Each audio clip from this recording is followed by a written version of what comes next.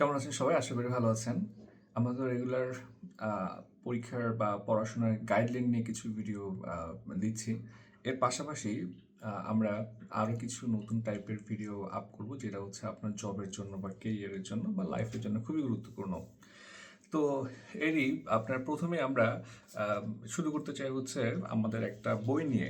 মূলত হচ্ছে আমরা আপনাদের কিছু গুরুত্বপূর্ণ বই যেটা আপনার নলেজ আর্নিং এর জন্য এবং এর পাশাপাশি আপনার কেরিয়ারের জন্য কিংবা হচ্ছে লাইফের জন্য যেই বইগুলো খুবই গুরুত্বপূর্ণ, এসব কিছু বই নিয়ে আমরা আলোচনা করব।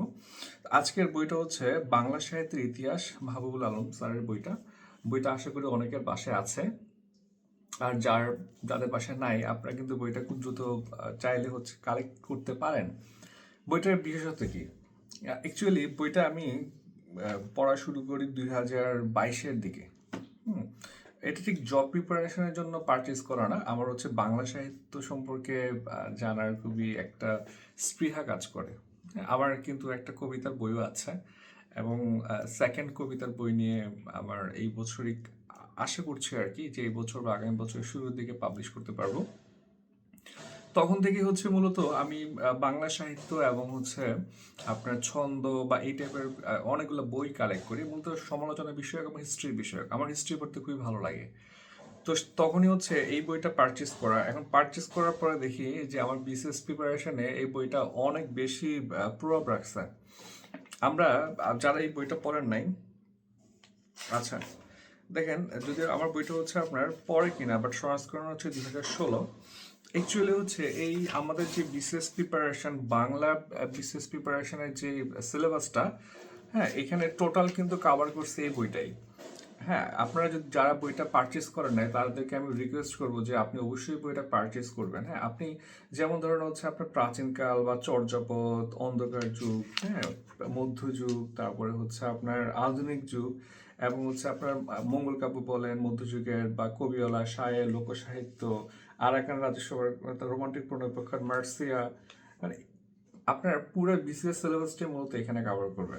হ্যাঁ, ইভেন আপনি যে বইগুলো পড়েন আর কি জব প্রিপারেশনের জন্য, যেমন হচ্ছে ওরাকল, অগ্রদূত, হ্যাঁ, বা আদার যে বইগুলো আছে, ওগুলো মূলত হচ্ছে মোস্টলি হচ্ছে সব কন্টেন্টই মানে এটার সাথে কিন্তু অ্যালাইন করে। হুম। আমার মনে হয় ইভেন এই বইটার ডেটাগুলো কিন্তু অথেন্টিক। আপনি যদি কোনো ধরেন ওরাকল বা অগ্রদূতে আমি খুব একটা ভুল পাই নাই, ওরাকলে দু একটা ভুল আমি পাইছি, তবে সাল কেন্দ্রিক ভুল পাইছি বা স্পেলিং মিস্টেক পাইছি, সেগুলো কিন্তু আপনি ভেরিফাই করতে পারবেন এই বইটা থেকে। তো আমি আপনার যদিও বইটা অনেক আগে কিনি, কিন্তু পড়া শুরু করি পরে। পরে যখন পরে রেখে দেই, কিছু পরে রেখে দেই, কারণ জব প্রিপারেশন একটা স্ট্রেস কাজ করে। এরপরে আমি যখন আমার মানে জব প্রিপারেশনের জন্য পড়া শুরু করি, তখনই আমার মাথায় আসে যে না, আমার কাছে মানে প্রথমত আমি এই ব্যাপারটা ফিল করি হচ্ছে 45 এর আগে, যে প্রিপারেশনটা স্মুথ হচ্ছে না বা কিছু লেকিংস রয়ে যাচ্ছে বাংলাতে। তখন আমি খোঁজা শুরু করি যে কোন বইগুলোতে আমি আরো বেশি ডাটা পাবো বা আরো বেশি ইনফরমেশন পাচ্ছি। তখনই এই বইটা হচ্ছে আবার আমি খুঁজে পাই আর কি আমার বাসায় মূলত হচ্ছে প্রচুর বই, আপনার প্রায় 4000 মতো বই আছে।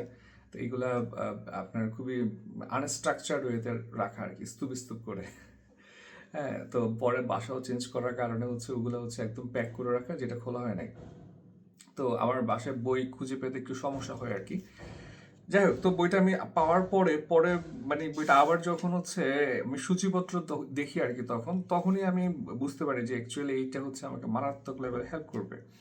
সো আমি ইভেন আমার বাংলা রিটেনের আমি মূলত হচ্ছে মুখস্থ করি না, মানে বাংলা তো আসলে মুখস্থ করার কিছু নাই আর কি। আপনি অ্যাকচুয়ালি এখন এখন না, কখনই আমার মনে হয় না যে একদম মুখস্থের উপরে আপনি হচ্ছেন খুব ভালো করে ফেলতে পারবেন। আপনাকে আত্মস্থ করা লাগবে, free hand writing skill develop করতে হবে, কেমন? সো আমি যখন হচ্ছে শুরু করি, বিশেষ করে হচ্ছে এইটা আমি বেশি পড়ছি মধ্যযুগ পর্যন্ত। আধুনিক যুগে আসলে এটা পড়ার সুযোগ পাই নাই, কারণ হচ্ছে বইটা বিশাল বড়, এটা শেষ করা টাফ। হ্যাঁ, তো মধ্যযুগ পর্যন্ত আমাকে যে সাপোর্টটা দিছে, আমার মনে হচ্ছে বেস্ট বুক। আপনারা যারা হচ্ছেন এখন প্রি প্লাস রিটেন প্রিপারেশনের দিকে আগাচ্ছেন, আমার মনে হয় যে আপনারা হয়তো শিকড় বা ইন্স্যুরেন্স বা অগ্রদূত পড়েন, আপনারা চাইলে কিন্তু খুব সহজেই ওটা পড়তে হবে। কারণ কি, এই বইটা আসলে হিস্ট্রি আকারে লেখা কিংবা হচ্ছে অনেক বড় করে লেখা, এত ডিটেইলড কিংবা হচ্ছে কতখানি লিখতে হবে পরীক্ষায় 3 নাম্বারের জন্য 5 নাম্বারের জন্য, এটা তো সেভাবে লিখা না। এখান থেকে হয়তো আপনি নোট করা লাগবে, আবার এত কিছু নোট করা টাফ। পার্সোনালি আমার মনে হয় এত কিছু নোট করা সম্ভব না। প্রতি সাবজেক্টের প্রতিটা কোশ্চেন তো আসলে নোট করা যায় না, ঠিক আছে? বাট আপনি নলেজ আর্ন করার জন্য আপনি এটা একবার রিডিং করেন। যেমন এখানে চর্যাপদের আমি জাস্ট আপনাদেরকে দেখাই আর কি। এখানে চর্যাপদের কোন কোন ভাগগুলো আছে দেখেন। চর্যাপদের পরিচিতি, চর্যাপদের কবি, চর্যাপদের রচনাকাল, চর্যাপদের ভাষা, সন্ধ্যা ভাষা, চর্যাপদের তত্ত্ব, চর্যাপদের সাহিত্যিক মূল্য, হ্যাঁ, চর্যাপদের ছন্দ, সমাজচিত্র, প্রাচীন যুগের সংস্কৃত প্রাকৃত অপভ্রংশ সাহিত্য, ডাক ও খনার বচন। দেখেন, এই যে এখানে প্রায় বেশিরভাগ প্রশ্নই কিন্তু বিসিএস রিটেনে আসছে। মানে আপনার এই সাহিত্যিক মূল্য তো মনে হয় আমি 45 বা 47 কোনো একটা রিটেনেই পাইছি, ঠিক আছে? সো তারপর ছন্দ, তত্ত্ব, সন্ধ্যা ভাষা, চর্যাপদের ভাষা তো ফ্রিকুয়েন্টলি পরীক্ষায় রিপিট হয়। অ্যাকচুয়ালি আমার মনে হয় আপনার এই বইটা পড়া উচিত। আমি হাইলি সাজেস্ট করবো আর কি, যে ইভেন আমার স্টুডেন্ট যারা আছেন, আমি তো এখান থেকে কিছু চর্যাপদটা অ্যাটলিস্ট পিডিএফ করে দিব ভাবতেছি কিছু কিছু কোয়েশ্চেন যারা আমার কাছে পড়াশোনা করতেছেন। আর যারা আমার কাছে পড়েন না, আপনারা অন্তত মধ্যযুগ পর্যন্ত এই বইটাকে টান দেন। বিশেষ পরীক্ষা মোটামুটি দেরি আছে। আপনি যদি প্রতিদিন 10 আওয়ার বা গড়ে অ্যাভারেজ যদি 8 ঘন্টার মতো পড়েন, আমার মনে হয় বইটা, এই টাইপের বইগুলো হচ্ছে আপনি পড়ার মতো যথেষ্ট পরিমাণে সময় আছে। সো শুধুমাত্র মানে বাংলাতে অনেকে থাকেন এরকম যে বাংলা পড়া লাগবে না, এটা পারবো। এখন এইভাবে আসলে আপনি পারবেন না। আপনার 10 নাম্বার 5 নাম্বার কমতে কমতে আপনি আসলে ট্র্যাক থেকে হারায় যাবেন। সো প্রতিটা সাবজেক্টকে হচ্ছে আপনার গুরুত্ব দেওয়া লাগবে। হ্যাঁ, এখানে বাংলা আপনার পড়তে হয় না, এগুলো খুব বাজে কথা আর কি।